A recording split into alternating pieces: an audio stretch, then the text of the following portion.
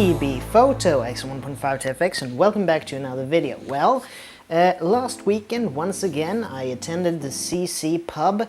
This time it was actually a kind of this, a little bit like Prince Black that I did for 2 weeks ago, but this one was called Blind Tooth. It was this band from Borås, which is a little bit more south in Sweden, and they were really great, brilliant actually. Yeah, it's gonna be a little bit more of the same in the beginning of this one as some of my latest work. But anyway, first of all, Sigma 10 to 20 millimeter constant f3.5, brilliant piece of glass. I filmed, if you have looked at my last video, I did most of my filming and some of the photos with this lens during that little concert, and of course also the Tokina, 28 to 70 millimeter but constant f2.8. I mean, these two have become a little bit of my mainstay when it comes to live music, at least in a congested pub situation. No, they don't have any vibration reduction and so on, and the D7200, which was the camera I used, don't have it either. So yes, you need to have steady hands. Excuse me. Good coffee. But anyway, also the Opteka, and I think this now is the VM200 condenser microphone, stereo condenser shotgun microphone. I think you can still get this on Amazon. If you can, I will put the link in the description. I'm not affiliated with them in any way, so I don't get anything out of it. At least in this point in time. Yeah, but anyway, this band was was really interesting actually. They had this little avant-garde feel about them, and if you go back and listen to them, this microphone, I have noticed, it's really great for picking up the audio of the live performance, but the thing is, I used it without the 10 decibel minus 10 decibel, so I had it at unity gain, I would say, not using the bass cut. But anyway, this microphone was very good at picking up the instruments, but the singer, on the other hand, the voice in this performance, I don't think was captured that brilliantly on this microphone. So it's very good for picking up what should be, instruments, ambient sounds, and so on. But voices seem to be a little bit less desirable, at least in the configuration I used. But keep in mind, I'm not really schooled in using audio equipment in that aspect, and also it's a little bit about the house mix, how it goes out through the PA.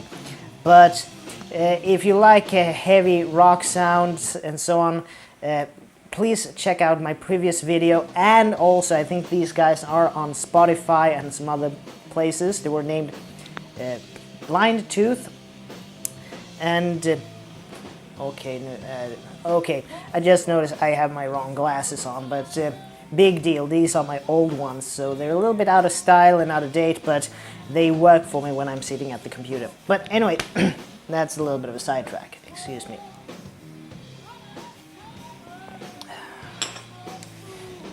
But anyway, really great little gig and so on, and you might start to wonder why I am doing so much about the CC pub. Well, it might be because in October that place is going to close down. They're going to close their doors, and they will basically go away. So I want to document as much as I can when I have the time that this place has existed, because there is not many places like it, and it really is worth documenting, in my opinion.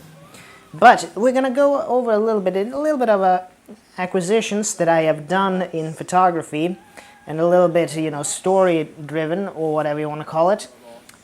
Flash. I used a little bit of studio strobes when I'm lighting this. I'm using the modeling lights on 2 studio strobes, for this little setup, as well as the ceiling light, some lighting from the window and so on, which means that color grading is a little bit of a nightmare, but it also gives it a little bit of creative opportunities. So a little bit tidbit about my production value right there. But anyway, first a little bit of an acquisition. I know that I haven't done that much when it comes to dark rooms for a little bit, but here's something that was that I bought at Tradera, which I've talked about many times before. It was a little bit of an auction, just one bidder, and I won it. It is the Patterson texture screens, set number 2, 6 by 6 centimeters, that is, and this will probably work in one of my enlargers, my Durst M600. I think this will work a treat in that one. And as I said, set number 2, and they come in this parcel. Let's see, I haven't actually looked at these myself, so what these are a little bit filters that will give you all sorts of different effects for your prints. So cotton, this one is called tapestry, dot screen if you want to do pointillism, and what was this? Gravel. So 1, 2, 3, 4 little textures that it might be a little bit of an interesting experiment using this together with some, maybe, if you have multi-grade paper and so on, like the Ilford multi-grade and so on, you can use some of those filters as well to get all types of different effects and so on. But really good little kit, so yeah, something like that or rather. And here's something that I've understood in photography. A lot of people use mostly ambient light, and I'm guilty of that as well. But I've started to become a little bit more interested in using flash.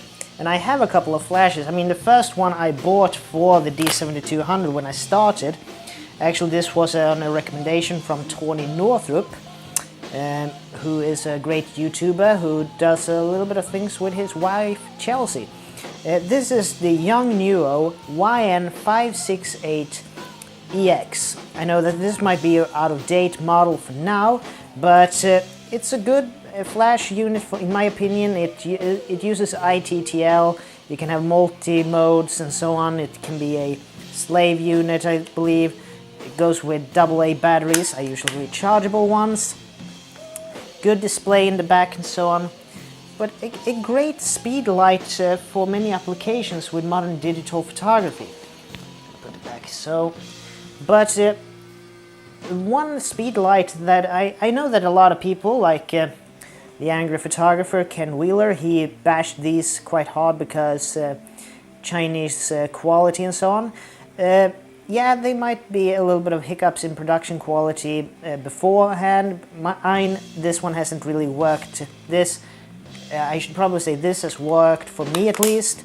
Comes with this little bounce card and a little bit of a diffuser screen and so on. It has zoom capabilities. I think it's from 35 or even 28 to I think 105, or is it 85? I don't have it in my head actually. But two other Nikon, if you want. Oh yeah, that was just a clapperboard. Yeah. Anyway, this one, the SB24 by Nikon. Yeah, the Nikon Speedlight SB24. The only negative I found with these Speedlights is that they do have a plastic hot shoe on them, but you have 3mm coaxial PC port, another type of port here that I don't really know what it is, and a lot of good features on the back side. This one, automatic mode. Because I have a lot of Nikon cameras from yesteryear, film cameras, this one will actually, I think these will be able to use the TTL mode, because they won't work TTL with modern digital, but they will work TTL, I believe, with the eras, I can't even speak. A little bit of coffee here, please excuse me.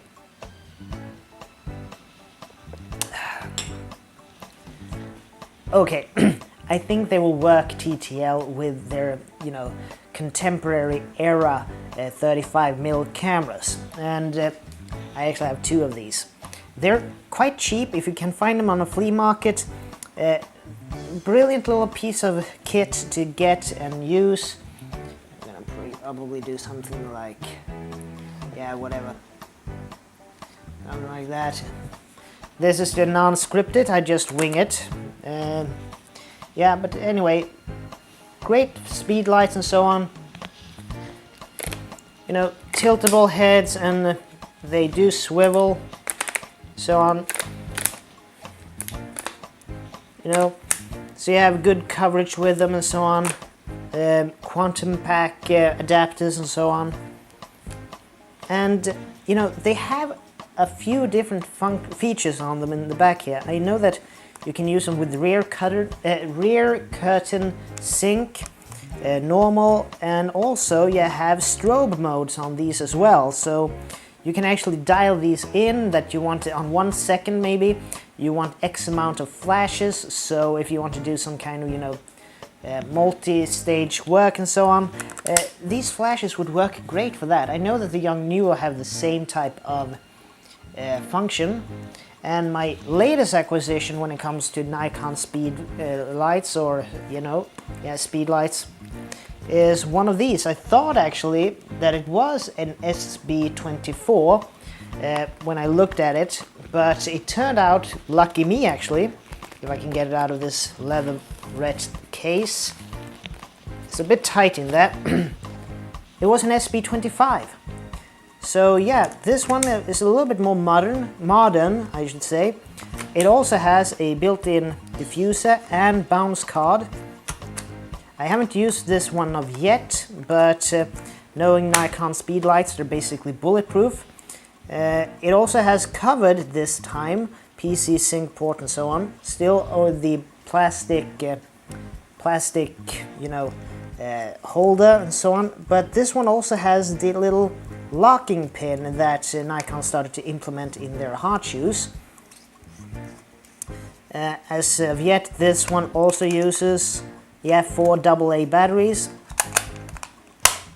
You have the quantum pack little adapter here, or connection, and that's pretty much it that I know of from this point in time. It also has the function for rear curtain sync.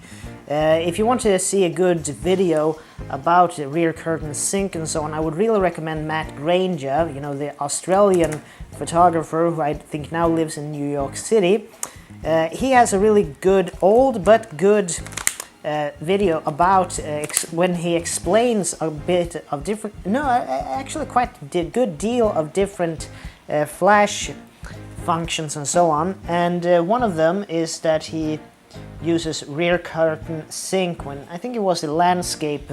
So when you use rear curtain sync, it's when you maybe want to photograph a beautiful sunset or something like that, and you want your subject to be backlit maybe by the sun or something, and you still want it to go, and you need a long shutter speed, then rear curtain sync could be a good option for you. But anyway, as you can see, a little bit of my speed lights that I use right now. And I think all of these will still also work with, if I in the future invest in something like pocket wizards, these speed lights would probably be very good to use with those types of flash triggers, even though they are a little bit long in the tooth or old, but old doesn't mean necessarily that they are unusable, because I've used some of these, the SB20, what is it now? No, that's the Yongnuo. SB24s, great systems and so on. But anyway, I think that's gonna be a little bit all for me for now. Good coffee. But anyway, yeah, as always, this is Bergstrom from T.B.Photo X1.5 to FX, and I'd like to see you guys in the next video. And as always, please like, share, comment, and subscribe, and I'll wear the right glasses this next time. But yeah, I think that's gonna be all for me for now, so take care from now on. Cheers.